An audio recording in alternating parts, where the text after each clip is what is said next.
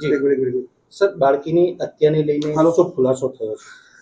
19 તારીખના રોજ સાંજના 6:30ની આસપાસ જે તોરણી ગામની પ્રાથમિક શાળાની કમ્પાઉન્ડ વોલ પાસેથી શાળાના પ્રેમાઇસીસમાં જે બાળકી ધોરણ 1માં અભ્યાસ કરતી બાળકીની લાશ મળેલી તે બાબતમાં એમનું પોસ્ટમોર્ટમ કરાવેલ. બીજે દિવસે પોસ્ટમોર્ટમ રિપોર્ટ આવતા તેમાં ધ્યાન પર આવેલ કે સ્મોધરિંગથી બાળકીનું મૃત્યુ થયું છે, મતલબ એનો શ્વાસ રૂંધી દેવાના કારણે બાળકીનું મૃત્યુ થયું છે. આ પ્રાઇમરી કોઝ ઓફ ડેથ મળતા પોલીસે એ દિશામાં તપાસ ચાલુ કરી. તમામ ટીમો LCB, SOG, સ્થાનિક PI, પ્રોબેશનર DYSP તમામ અલગ અલગ 10 જેટલી ટીમો આમાં બનાવવામાં આવેલી. શાળામાં જઈ પોલીસે પોતે સામાજિક સંસ્થાના કાર્યકર છે અથવા શિક્ષણ વિભાગથી છે એવી રીતે અલગ અલગ બાળકોની પૂછપરછ કરતા ધ્યાનમાં આવેલું કે આ બાળકી શાળામાં હાજર નહોતી, પ્રાર્થનામાં પણ નહોતી, જે મધ્યાહન ભોજન હેઠળ દૂધ આપવામાં આવે છે સવારે તેમાં પણ નહોતી. તો એના પરથી બાળકોના નિવેદનો અને શિક્ષકોની પૂછપરછથી પ્રસ્થાપિત થયું કે બાળકી શાળાએ પહોંચી નહોતી. સમગ્ર બનાવની હકીકત એવી હતી કે સવારે આશરે 10:20ની આજુબાજુમાં પ્રિન્સિપાલ ગોવિંદભાઈ નટ પોતાની ગાડી લઈને સ્કૂલે જતા હતા ત્યારે એની માતા રસ્તામાં બાળકીને લઈ અને ઊભા હતા. એમણે આ પ્રિન્સિપાલની ગાડી રોકાવી અને એમની ગાડીમાં આ દીકરીને બેસાડી દીધેલી.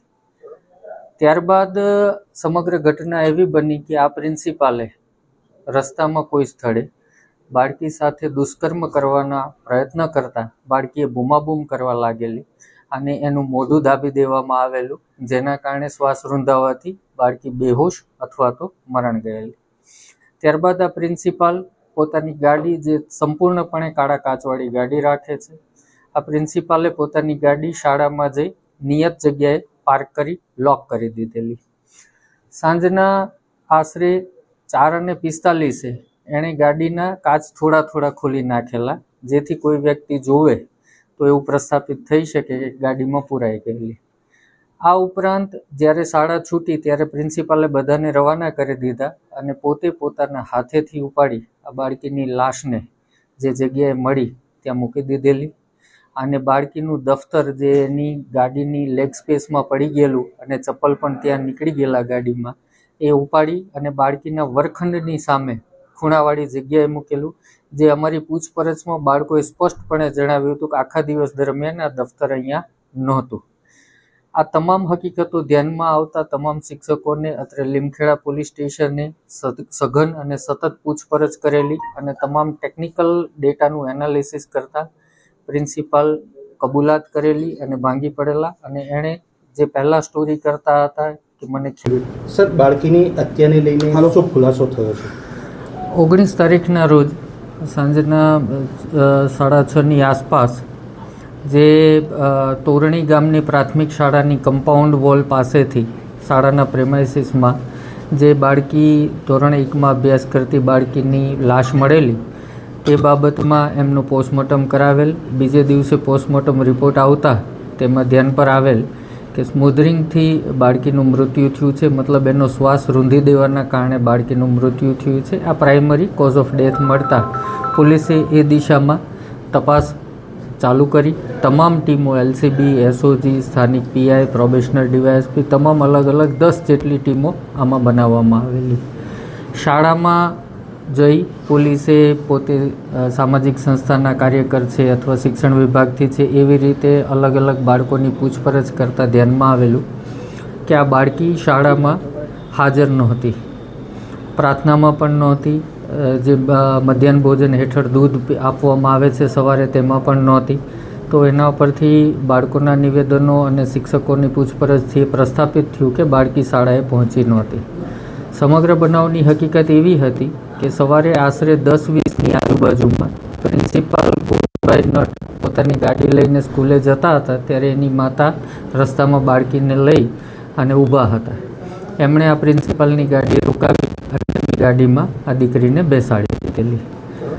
ત્યારબાદ સમગ્ર ઘટના એવી બની કે આ પ્રિન્સિપાલે રસ્તામાં કોઈ સ્થળે બાળકી સાથે દુષ્કર્મ કરવાના પ્રયત્ન કરતા બાળકીએ બૂમાબૂમ કરવા લાગેલી અને એનું મોઢું દાબી દેવામાં આવેલું, જેના કારણે શ્વાસ રૂંધાવાથી બાળકી બેહોશ અથવા તો મરણ ગયેલી. ત્યારબાદ આ પ્રિન્સિપાલ પોતાની ગાડી, જે સંપૂર્ણપણે કાળા કાચવાળી ગાડી રાખે છે, આ પ્રિન્સિપાલે પોતાની ગાડી શાળામાં જઈ નિયત જગ્યાએ પાર્ક કરી લોક કરી દીધેલી. સાંજના આશરે 4:45 એણે ગાડીના કાચ થોડા ખોલી નાખેલા, જેથી કોઈ વ્યક્તિ જોવે તો એવું પ્રસ્થાપિત થઈ શકે કે ગાડીમાં પૂરાઈ ગયેલી. આ ઉપરાંત જ્યારે શાળા છૂટી ત્યારે પ્રિન્સિપાલે બધાને રવાના કરી દીધા અને પોતે પોતાના હાથેથી ઉપાડી આ બાળકીની લાશને જે જગ્યાએ મળી ત્યાં મૂકી દીધેલી. અને બાળકીનું દફતર, જે એની ગાડીની લેગ સ્પેસમાં પડી ગયેલું અને ચપ્પલ પણ ત્યાં નીકળી ગયેલા ગાડીમાં, એ ઉપાડી અને બાળકીના વર્ગખંડની સામે ખૂણાવાળી જગ્યાએ મૂકેલું. જે અમારી પૂછપરછમાં બાળકોએ સ્પષ્ટપણે જણાવ્યું હતું કે આખા દિવસ દરમિયાન આ દફતર અહીંયા નહોતું. આ તમામ હકીકતો ધ્યાનમાં આવતા તમામ શિક્ષકોને અત્રે લીમખેડા પોલીસ સ્ટેશને સઘન અને સતત પૂછપરછ કરેલી અને તમામ ટેકનિકલ ડેટાનું એનાલિસિસ કરતાં પ્રિન્સિપાલ કબૂલાત કરેલી અને ભાંગી પડેલા. અને એણે જે પહેલાં સ્ટોરી કરતા હતા કે મને ખ્યાલ નથી, મેં ઉતારી દીધી હતી, એ જ પ્રકારની વાત કરતા હતા, એ તમામ બાબતોમાં સત્ય સામે આવ્યું અને આ સંપૂર્ણ કૃત્ય પ્રિન્સિપાલ દ્વારા કરવામાં આવેલું હતું અને તેમના દ્વારા આ રીતે આ દીકરીની જે લાશ છે એનો નિકાલ કરવામાં આવેલો હતો. સર, આમાં દુષ્કર્મ કરવાનો પ્રયાસ કરવામાં આવ્યો હતો કે કંઈક? હજી ફાઇનલ જે પોસ્ટમોર્ટમ રિપોર્ટ જે આવશે એમાં તમામ જે અંગોના અને ઈજાઓના વર્ણન આવશે એ રીતે આવશે, પરંતુ દેખીતી રીતે તાજેતરના ઈજાના કોઈ વુંડ જણાયા હોય એવું હાલ સુધી ધ્યાન પર આવેલું નથી. એમ છતાં બાળકીના અડપલા કરવા અથવા દુષ્કર્મનો પ્રયત્ન કરવો જે બાબતની કલમો ઉમેરી અને એની કાર્યવાહી હાથ ધરવામાં આવશે. સર, પોલીસ પૂછપરછમાં આવું કોઈ કે એડલ્ટ મૂવી જોવાનો કે ફોન જોવાનો શોખ હોય? ના, આરોપીના ફોનમાંથી એવી કોઈ હકીકત હજી સુધી મળી નથી, પરંતુ એમના ફોનને ફોરેન્સિકમાં મોકલવામાં આવશે, જે એમની ડિલીટેડ હિસ્ટ્રી તમામ રિટ્રાઈવ કરવામાં આવશે અને જેના ઉપરથી આ હકીકત ધ્યાનમાં આવશે. અને મુખ્ય વસ્તુ એ છે કે આ સંપૂર્ણ ગુનાનો જે ભેદ ઉકેલાયો છે ટેકનિકલ એનાલિસિસથી અને ખાસ કરીને આરોપીના ફોનથી જ ઉકેલાયો છે. સર, પ્રિન્સિપલની એજ કેટલી હશે? 55ની આસપાસ હશે. Okay sir, thank you.